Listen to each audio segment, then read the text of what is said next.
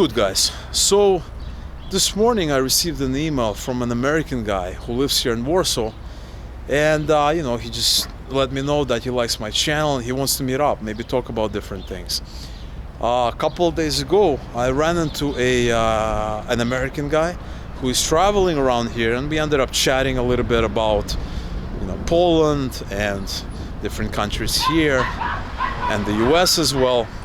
And then a couple of weeks ago I had lunch with a New Yorker who has been living here in Poland for like 20 years. We had a very constructive conversation, talked about what's it like living here versus what's it like over there. And this has been the common theme, not only here in Poland, but also in Ukraine. I met very interesting expats over there who had a lot of interesting things to say about why they moved and why they like to live in this part of the world versus the US. And so in today's video I want to talk about things that I believe are better done here in this part of the world versus over there in America. Now, before we go further, I want to make clear that this is not going to be a rant about America.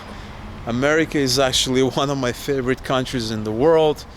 I love America, I love American people, I truly do. But having said that, I believe that there are some things that I like it here as opposed to in America. And so these are not going to be banal things. These are going to be core things that have affected me personally, and probably are affecting you as well if you're over there, or will affect you at some point in time. Now, I gotta say that I really love this area. You have these really tall office buildings. You kind of have like a mini Manhattan, kind of a business district here. And then on this side, you got a little kind of park over there. And then you got a street over there with nice, cool, cozy restaurants, a couple of really cool cafes. And if you walk over there, you're gonna be kind of on that mainstream with the tram and lots of other attractions. And this is kind of my little oasis here in Warsaw because of that little park I really like, and the fact that it's very green. It's a very leafy area. Now, the first thing I want to mention is that America is a very polarizing society. In fact, it's probably one of the most politically polarized countries in the world, or at least up there. And granted, this is not something I noticed when I was living in America. It's only something I noticed when I stopped living in America, when I started living abroad, and then when I returned in America. And this obviously has gotten even more extreme. It has gotten even worse throughout the years. And I believe in the last 5, 10, maybe 15 years, it has gotten very extreme. And as a result, politics reigns supreme. You got, people, combined with social media and all that, but we'll get to that in a second. But you got your media there, which shapes the lives of people. You have your Fox News on one spectrum, political spectrum. Then you have the CNN News. You got New York Times. Then you got your New York Post. And so you have, kind of very liberal versus very conservative, right and left. And as a result, you have people that are not, you have things that are dividing the country. You have very strong divisions in society. And granted, it has gotten worse over the years. So what does this mean? Well, it means is that you have a population, you have people that are constantly watching the news, and they're forced to make a decision. Okay, they're forced to say, okay, they're either left, they're either right. There's really no middle ground. This middle ground is kind of being erased. And I remember I had this conversation with a guy in Kiev. He's an American. He grew up in New York City. So another New Yorker, we had a cool connection. We got along really well, but I remember we were talking about various things. And then at the end of the conversation, he asked me, by the way, where are you on the political spectrum? Are you more conservative? Are you more liberal? Where exactly are you? And I was kind of taken aback by the whole thing, because up until that point, I didn't realize I need to make a choice. I need to kind of choose a side. But it seems like the further we go into, the more time passes, the more it becomes polarized, the more you will have to pick a side. Now, I'm apolitical. I understand how politics works. I understand the whole political process. I understand everything. But I will never, turn this channel or anything that I do into some kind of a political sideshow. Now, as kind of a side point, I do understand that here in Poland, it's also, to a certain extent, it's rather political. But even with the whole polarization here, from what I understand, and this has been a surprise to me, honestly, it's nowhere at the level of that you have in the US. And actually in Eastern Europe, it's not political at all. It's very apolitical. Now, granted, it's a new democracy. Everything is new, everything is fresh. Call me back in 20 years, so to speak. But still, right now, it's nowhere at that level. And I really, really like that. I really, really like it. Now, in the US, I gotta be very, very careful what I say, who do I say it to, because inadvertently, I might, affect them emotionally. I might say something that they do not necessarily agree with. And they could be on the extreme of any of these political spectrums. And as a result, they might get very, very upset with me. So I gotta be very, very careful. And I really do not like the fact that I need to pick a side. I don't feel that I need to pick a side. I just want to live my life as a human. But it's becoming clear as day that as time goes on, I will have to pick one side or another. Otherwise, I'm just not going to be taken seriously. Now, another point that I like here in Poland as compared to the US is that in US, when it comes to your safety, things are not as predictable. US overall, it's not the most dangerous country in the world, but when you compare it to a country like Poland, to Central Europe, Eastern Europe, overall, it's more unpredictable. It's less safe in that respect. And so, yes, you have your cities with relatively high crime. You have your cities with relatively low crime. Also have different types of crime. You have violent crime. You have pickpocketers. You have crime where you might be at the beach. You might go for a swim, and when you come back, your stuff is not going to be there anymore. So, in a sense, regardless of where you are in the US, unless you're inside your house, and yes, there are also burglaries, robberies, break-ins, grand theft, larceny, all kinds of things. So really, you can kind of say that there's really no particular place where you're going to be 100% safe. But still, for the most part, things are going to be more safer. Things are going to be more predictable here in Poland, because for the most part, here I can just walk around and I never have to feel that something unpredictable is going to happen. I never have to feel that I'm going to be in a situation that's going to require flight versus fright effect. I'm not going to be in a situation where I need to deal with something. The chances are going to be much lower in this part of the world, regardless of which city I'm in. So I can be in the capital of Warsaw like I'm here, or I can be in a smaller city. For the most part, things are going to be easier. Now, there's one benefit of having grown up in New York, is that in New York, you kind of have to watch your back all the time.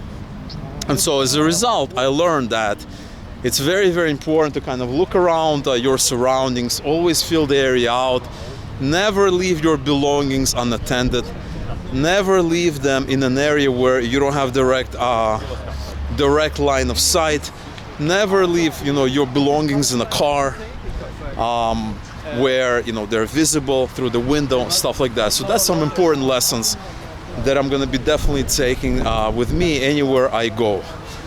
But it's also nice knowing that I can just chill, I can relax, I can feel that I don't need to be on guard all the time. It's just a different feel. And yes, like I said, they're very, very safe places. But for the most part, I don't really think you're gonna get to the level of safety and predictability that you can get here in Poland.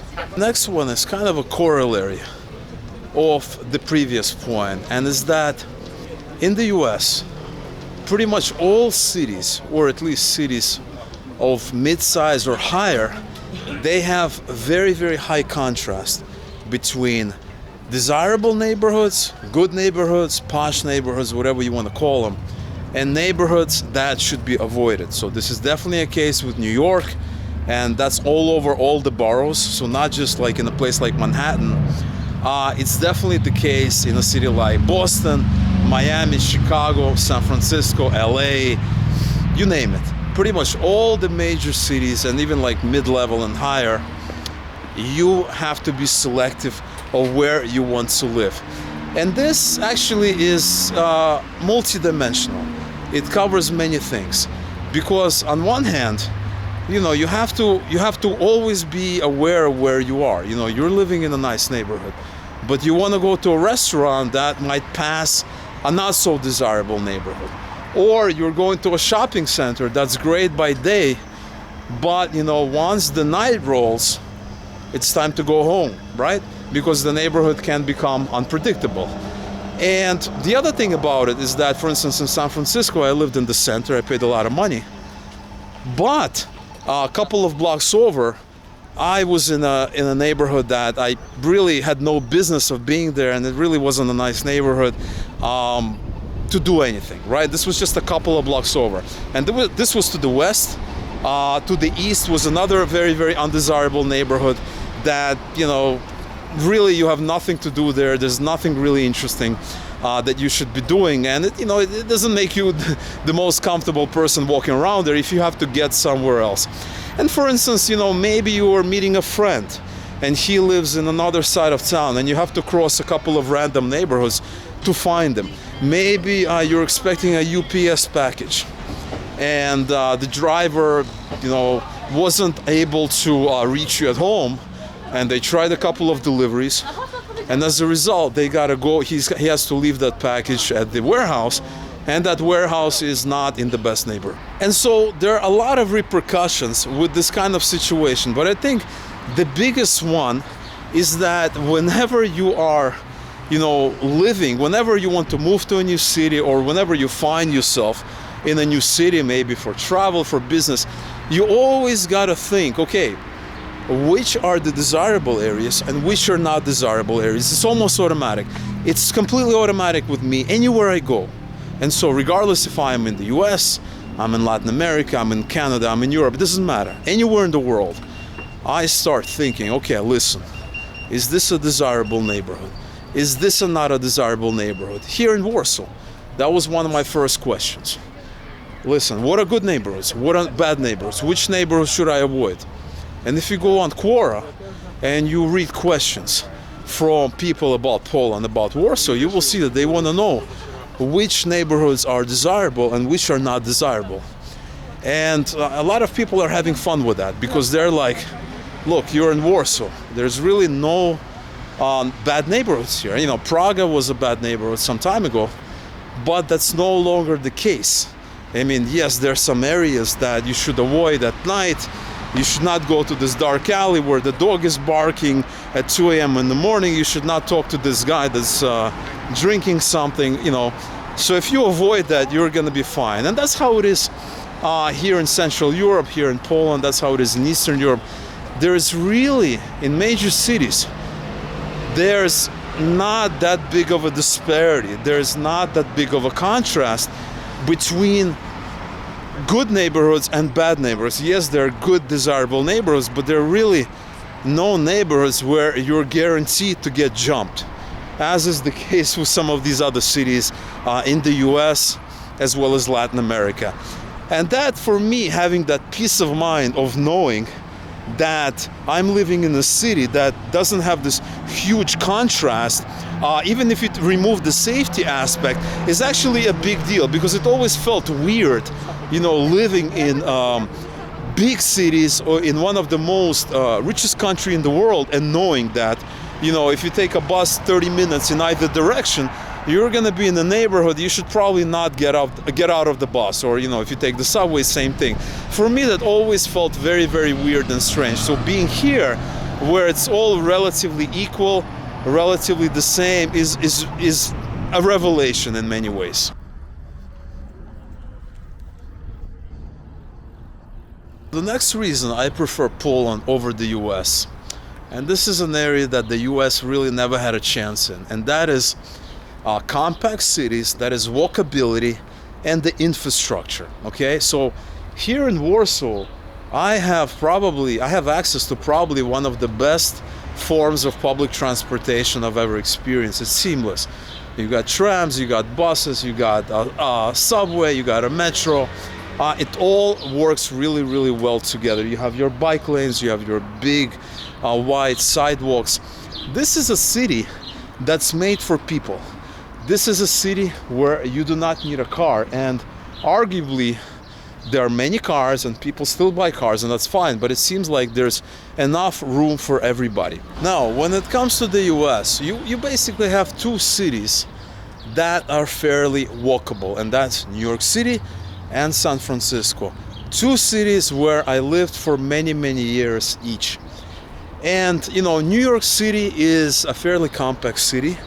It's a very walkable city, but the public transportation, the public infrastructure definitely leaves a lot to be desired, because when you compare even New York to a city like Warsaw, you will see that you have your subway with its million different lines. It's always breaking down. It's not as clean, it's not as comfortable, it's just not as seamless. You don't have bike lanes. America in general is a car country. America is made for cars. So however you slice it, however you dice it, at the end of the day, it's like trying to fit a square into a triangle, right? A triangle opening. Yes, you have some cities. San Francisco is another great example. Really nice public transportation, makes things easier to get around. But it's a small city. You're kind of limited. It also has its own problems. You can have a car. I had a car there. It was fine. There's definitely a need to kind of have a car to kind of supplement things, because there's some areas that are remote, that are kind of difficult to get to.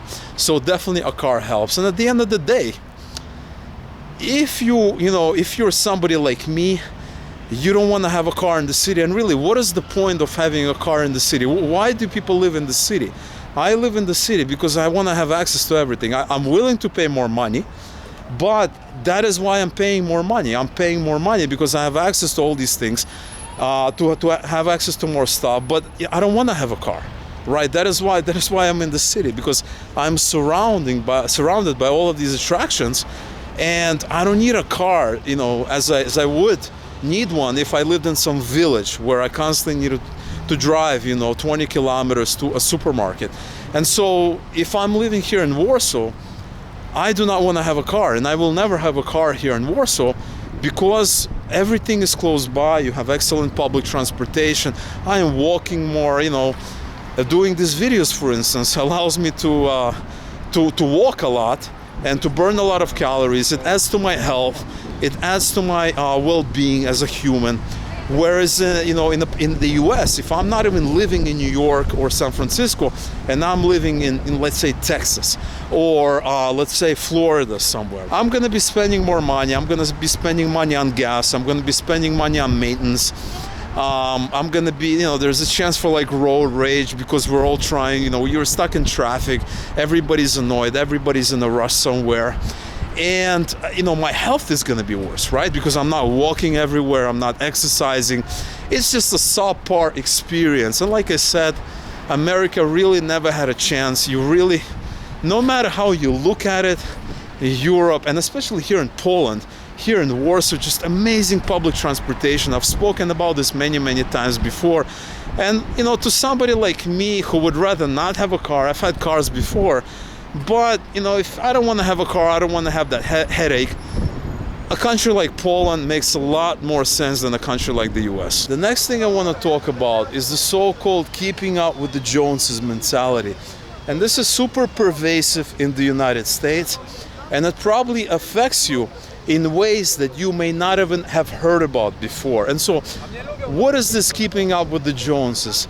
It's the fact that there's a drive to always having like a new shiny object. So, my neighbor John got a car, He's got a Tesla. I need a Tesla. My friend got, the latest iPhone. I need to get the latest iPhone. He's got the iPhone 13 Plus Max. I gotta get an iPhone 13 Plus Max. She got, the new camera, etc., etc. I gotta get that new camera. There's this drive for constantly buying new things, and this actually affected me on many different levels. But I remember whenever I'm outside of the US, I remember I was living in Lithuania, and I had iPhone 4 or something like that, and I don't even think it was the newest. And I remember, a taxi driver is driving me somewhere, and he's like, "Oh, what kind of phone you have?" I'm like, "iPhone 4." He's like, "Wow, they're up to 4 already." And at that point, I realized how crazy it is. There are people that don't even know they're still using the original model or something else. And I was like, wait a second, that means I don't need to upgrade all the time, because the model I have is absolutely fine. And actually, that's one of the main reasons whenever I live abroad, in a country like Ukraine, where electronics are a lot more expensive than in the US, or when I lived in Brazil, where electronics are very expensive. I think it's a country with the most expensive imported electronics out of many countries, really. I never really upgraded, and I kind of lived this very nice life with using these gadgets for many years. But whenever I come back to US, there's this drive to always upgrade, to always get the shiny new objects. And actually, this whole thing has affected me on many personal levels. One of which is, for instance, when people talking about things like vlogging, right, recording themselves, and there, people make all kinds of YouTube videos about using a $3,000 camera to vlog them, and a crazy microphone, because all that stuff, the latest and greatest gadgets, it's gonna lead to a lot more success. You're gonna be more successful. You're gonna be more popular. Whereas right now I'm vlogging with a camera that's 4 years old, very basic setup, the most basic setup I can think of, and yet I have no plans whatsoever to upgrade anytime soon. And I don't think I'm doing that bad. And so whenever I'm in that bubble, whenever I'm back in New York, I'm in that bubble. There's this drive to get something new, to get something better, to get something this. And that is because a lot of it is because of marketing. A lot of it is also because everybody around you, and really that is why they're selling these products, because they're not selling you a product, they're really selling you a better version of yourself, a newer version of yourself. And a lot of people kind of go for that, but it really kind of messes with you, because when you're out, right, when you're here in Poland, right, where you don't have this, you don't have that, you have the gadgets, you have that, it's just the culture is different. You feel a lot more at ease, you feel a lot more comfortable, things are a lot easier, and that is kind of the way I prefer. The next thing that kind of annoys me about the US, having lived abroad, is how everything is needlessly expensive.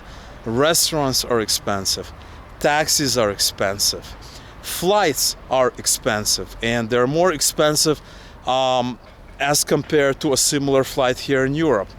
Everything is just more expensive. For instance, I once landed at JFK and I needed a prepaid SIM card, right, for data, for having a number and all that.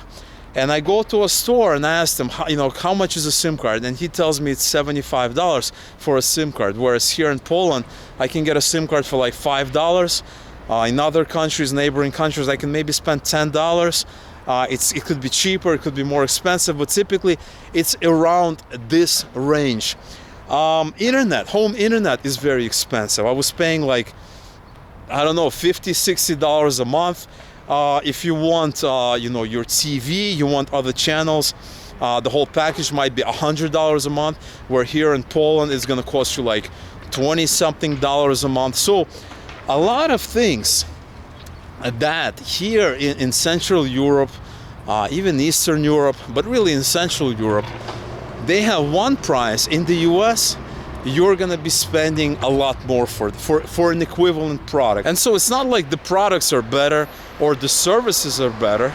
It's just I just have to pay more money for the same products and services. And for me, I just don't understand why I have to do that when I can have access to the exact same products, exact same services, have a higher purchasing power here in Poland as compared to the United States. You know, some people don't like it that you have these kinds of buildings, then you have all of these residential buildings, and then you have this kind of this residential area here, and here you have kind of a business district. But I kind of like that. I think it's kind of cool. Now, last but not least, I want to talk about products. I think this is kind of an open secret, is that a lot of expats realize how better the products are in Europe, how better the products are, especially in Central Europe, here in Poland, as well as Eastern Europe, products that are comparable to US products. So a really good example would be something like vegetables. So for instance, like tomatoes.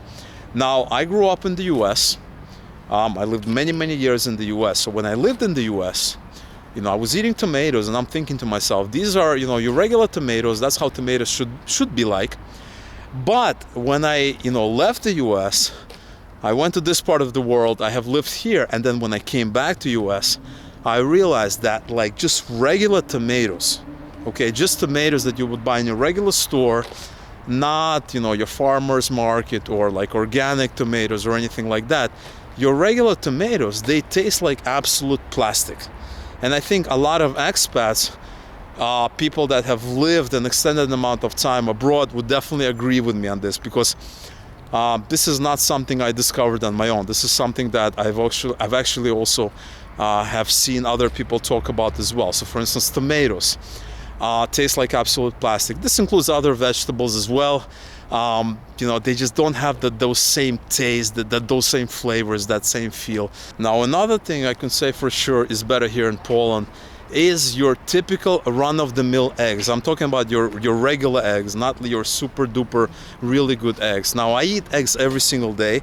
I boil them, and that's part of my breakfast. So I've been eating them for so long, I can pretty much tell which eggs are good and which aren't. And so, you know, I've been eating eggs in Ukraine, I've been eating eggs here in Poland. They're excellent, really good, inexpensive, but quality eggs. And then when I go back to the US and I boil my eggs, they have this kind of weird smell. They have this kind of weird feel to them, as though they're not as fresh, as though the quality is not there. Now, we try to buy all kinds of different eggs in one supermarket. You know, as is the case in the US, you have one product where you can buy, you know, 10 different, from 10 different companies, essentially. And so we tried 10 different eggs, but in the end, all of them were, you know, they just had something off about them. They were still edible, they were still good, but I immediately felt it wasn't the same as comparable eggs here in Central Europe.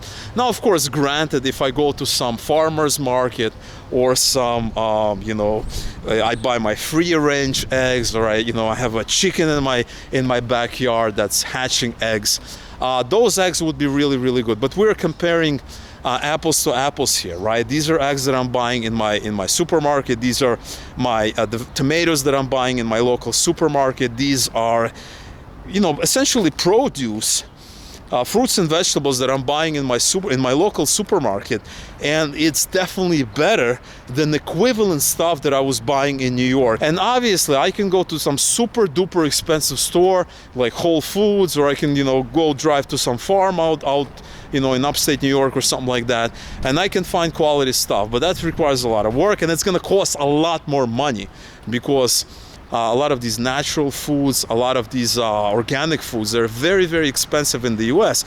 And so again, I need to pay more money for equivalent products that are simply more accessible and higher quality here in Poland. And so if I can leave you one final thought, one final idea based on my experience of many years of living in the United States and also having experience as somebody who has lived abroad, is that in the US, if something is special, if something is unique, if there is a product that has something extra or a service that another comparable product or a service does not, if you're in a restaurant that was frequented by a star, if you were, in a pizza restaurant and the cheese is imported from Italy, or there's a new recipe or a new method, or you want to buy an apartment in a building that overlooks a very, very unique part of Manhattan, or overlooks a lake, or there's something different about that apartment, or you are in a taking a service, you are requesting a service that's new, that's hot, that's interesting, you're going to be paying a surcharge, you're going to be paying an extra. Anytime you feel that you're getting something extra, something that stokes your emotions, it stokes your imagination, it makes you feel a certain way, it makes you feel special, it makes you feel unique, it makes you feel like you're about to become a better version of yourself, like you're about to become better, faster, quicker, smarter, more unique, that you're gonna become better in the eyes of your peers, in the eyes of your friends, in the eyes of your loved one, in the eyes of your parents. Something is just gonna improve your life, whether it's marginally or whether it's by a lot. You can bet 1000% that's something extra is priced into the price of that service or product.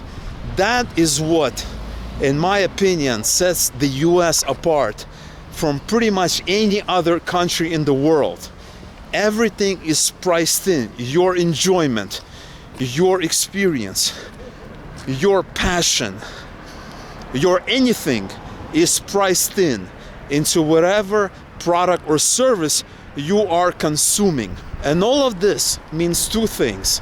Number one is that you can experience products or services that have no equivalence in other parts of the world. And number two is that nothing is sacred, in a sense that everything is for sale.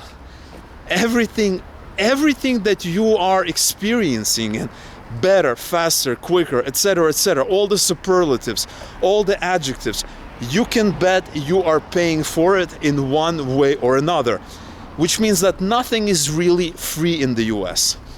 Nothing in the sense of physical, but also in the sense of intangible, something that you cannot directly feel. Now, having said that, I love the US. I love the country, I love the people, I love the spirit. I love that it's the land of almost an unlimited possibilities, and I definitely do not rule out that at some point in my life, whether it's in some distant future, I may come back to live.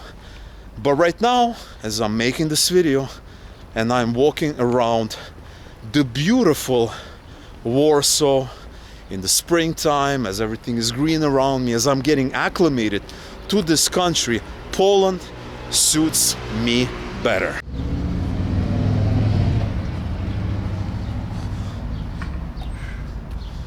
Have various look at that Google over there, Google in the house, and we are taking a new road today back home.